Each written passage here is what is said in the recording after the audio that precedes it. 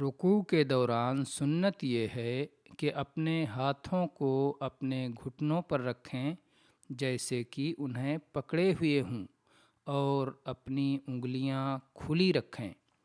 اس کی دلیل ابو حمید رضی اللہ عنہ کی حدیث ہے، انا کنت احفظکم لصلاۃ رسول اللہ صلی اللہ علیہ وسلم رأیتہ اذا کبر جعل یدیہ حذاء منکبیہ وَإِذَا رَكَعَ أَمْكَنَ يَدَيْهِ مِنْ رُكْبَتَيْهِ ثُمَّ حَصَرَ ظَهْرَهُ رواہ البخاری برقم 828۔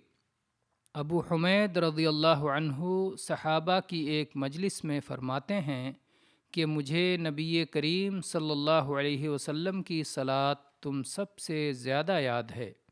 میں نے آپ کو دیکھا کہ جب آپ تکبیر کہتے تو اپنے ہاتھوں کو کندھوں تک لے جاتے، اور جب آپ رکوع کرتے تو گھٹنوں کو اپنے ہاتھوں سے پوری طرح پکڑ لیتے اور اپنی پیٹھ کو جھکا دیتے۔